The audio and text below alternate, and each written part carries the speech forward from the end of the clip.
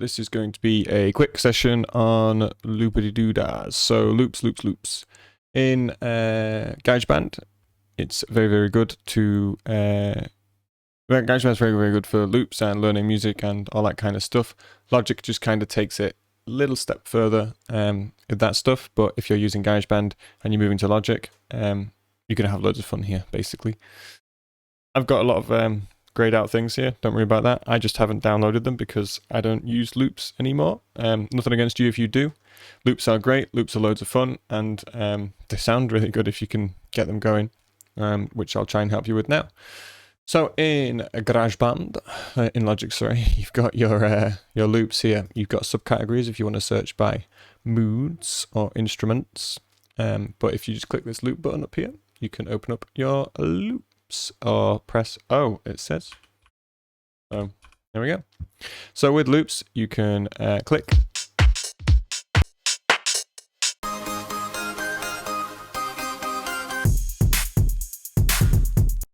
And play them like that. There's a volume at the bottom if I find another one.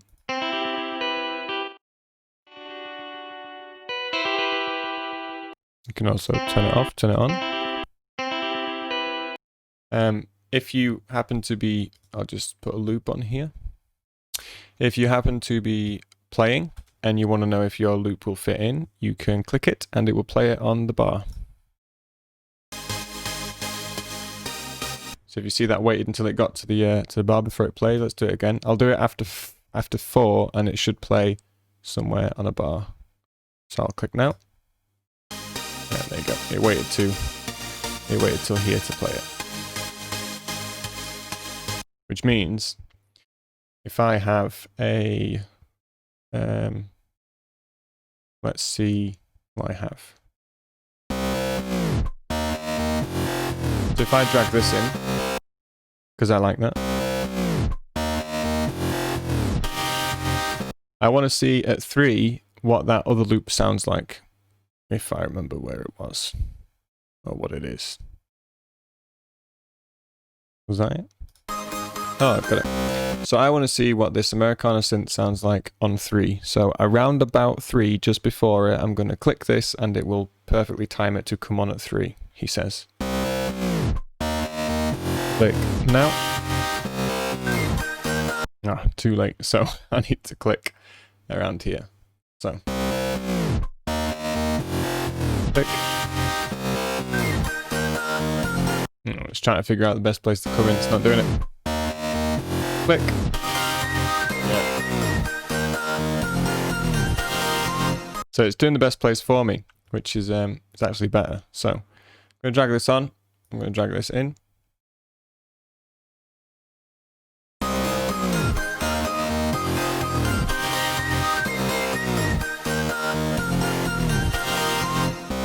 And that's what it sounds like. You can add and change other stuff. Let's add this.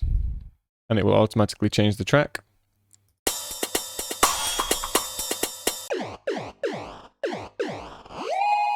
As you can see, there's a lot here that I don't have.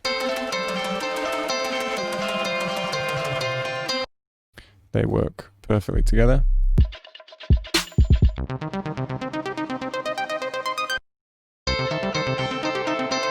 So we can hear there, this one is in the key of C as it shows it right here. If I go to this guitar, it's in the key of G. So what we've found here is a new thing that we need to look at, which is keys. So if I click this, it will label everything by key. Oh boy, there's a lot.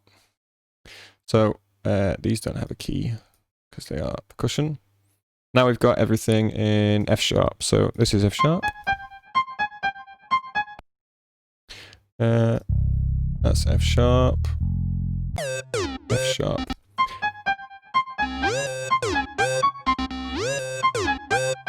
F sharp. It all being in F sharp does not mean they will work together. It just means there's way more chance that they will.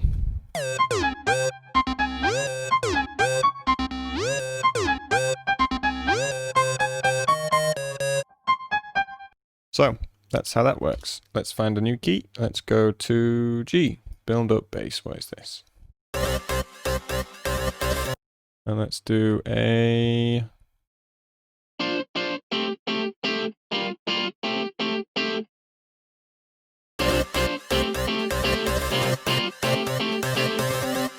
So I found something that I kind of like here. We're going to duplicate these. You can just, is it command and drag to do this like I do? Or you can do propeller C and propeller V to copy and paste. But I prefer doing it the drag way. Let's find another one in G.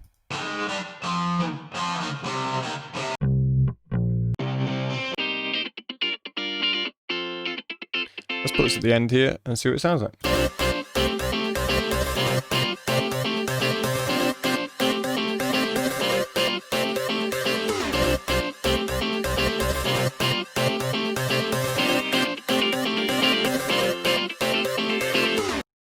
So that's a fun little loop that we've made there, and that's how it goes. You can replace stuff in here, so if I want to drag this into here, it will work.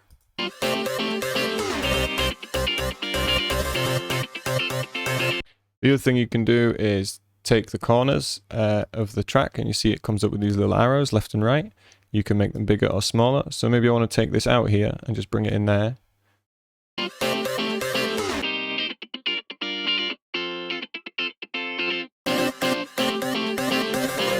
And then it comes back. Maybe I just like a certain part of this track. So I'm going to go to this track here and solo it. Maybe I just like this part. So I'm going to take this. Actually, what I'm going to do is I'm going to split here. I'm going to split here with propeller T. And then I'm going to drag this back to here. And we're working with the bars here to make sure we're all in time. And I'm going to duplicate. Whoops.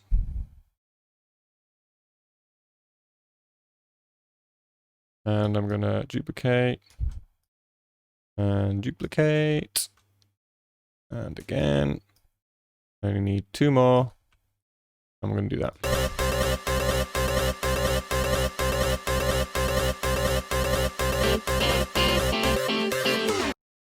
So, what I've done there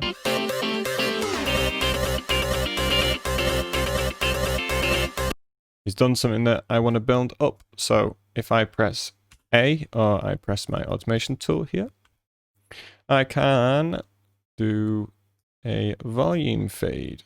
So this already does a little, so what I'm going to do is find the end of this and turn it down.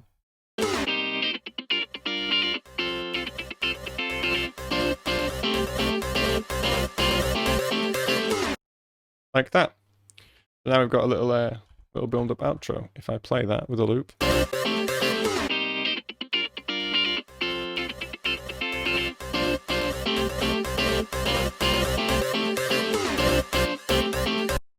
Sounds fun. So maybe I want to now duplicate these. I don't want to copy the data. I also want to add this one in. Let's find a drum. So we don't need a key because it's drums. So let's go find the keyless.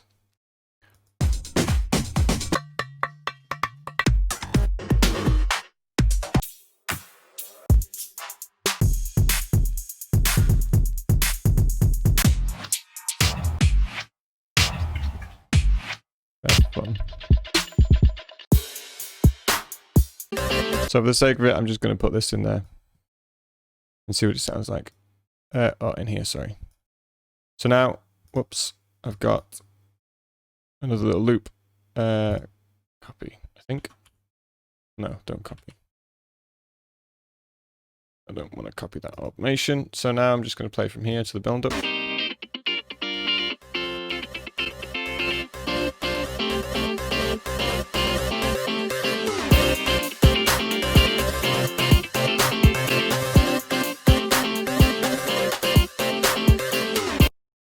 Nice. Maybe I don't like this anymore.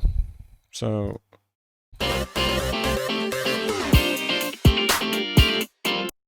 Or you can find another loop that's on the line with this, or something else in G.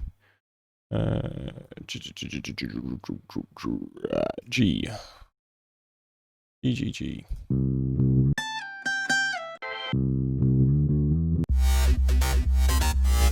Maybe I want to change this now. And that's loops. Loops are very fun, very easy, and you can create some really fun little tracks with them. Especially if you start doing some automation stuff and start getting some advanced stuff.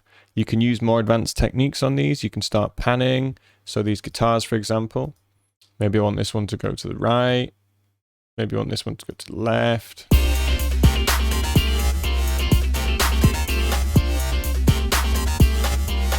And you can start doing stuff like that. And it really is nice, fun, and simple. I'm going to erase all that and these. I'm going to open this, which is a little folder I made before. I'm just going to flatten stack. So I made this just using the shuffles. I just dragged and dropped them in. Didn't do anything special. This is just a different example of how you can lay stuff out like this so it's all separate.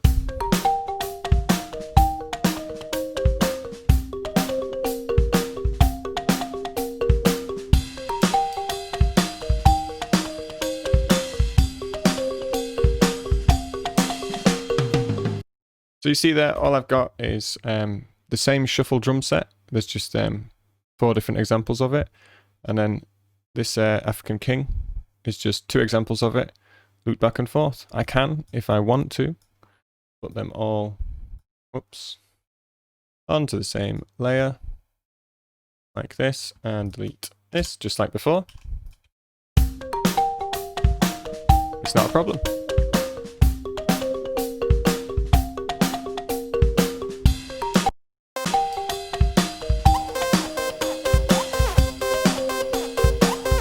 And that's loops. They are fun. You can create stuff very, very quickly, and you can, you can really get involved with loops, and you can start using more advanced techniques.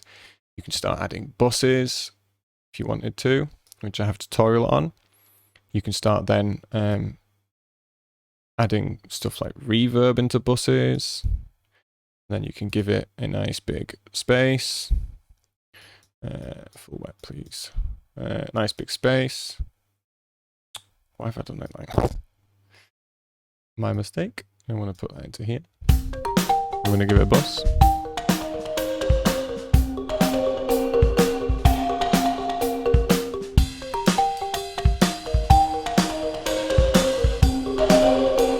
And also I could automate that bus. So this is all with loops. I want to go to my auxiliary send, my bus send, and I want to, on this last one, I want to really, really go for it.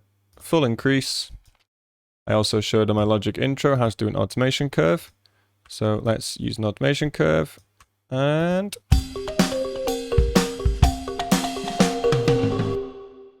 like that. Nice and fun. So if we were to separate these layers again, now I can, what I can actually do now is switch these layers around. Take all my effects off this one, so there's no automation on this one at all. And I'll move this one up. Don't move the automation because we're not using any automation. Let's start the fill again, or the loop again. So this one underneath has a bus send on it that's going to end with a reverb. So I don't want the reverb to carry on with the track, because if I played it like this, it would keep reverbing.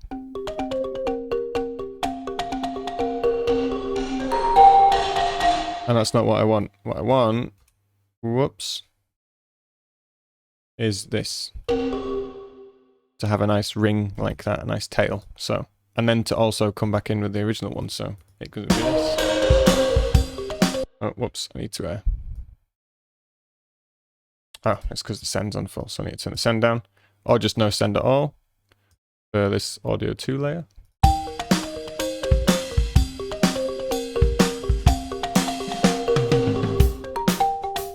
And it starts again. Maybe I want more of a curve.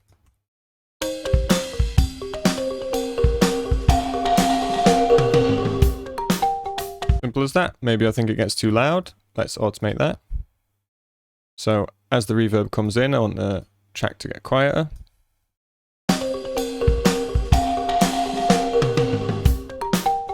Nice. And those are loops and how you use loops. It's fun. It's fantastic, and you can do loads of stuff with it. You can make fun little intros, little outros, nice little theme songs for yourself in anything you want. Yeah, just loads of fun, and really, really good stepping stone to learning how to mix and master your own music. Because remember, if you're to use MIDI, you are just doing these audio files yourself. So you are creating the African King and the shuffle drum set yourself. Whereas these are pre-recorded and pre-created for you. So you can just mess around with the afterthought, and you can start doing silly effects and start playing around with that kind of stuff. I can put on step effects and just use some random presets. I'll start doing loads of stuff. Let's do a quick send on that. I'm enjoying myself already. I haven't used loops in years. So I want to do step effects, and I want to do... Oh, well, here you go. So now I've got an issue. I've got my step effects. I've got too much stuff here going on. I'd have to do loads of automation to get it to work. So what I'm going to do is I'm going to send to a new bus 2, which is now here, and I'm going to move my step effects onto bus 2. And what I'm going to do now is automate a bus 2. I want this to start with all of bus 2 and go down to none.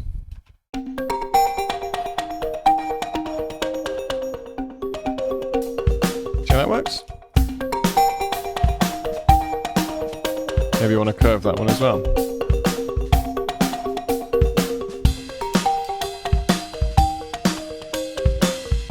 Fun for all the family.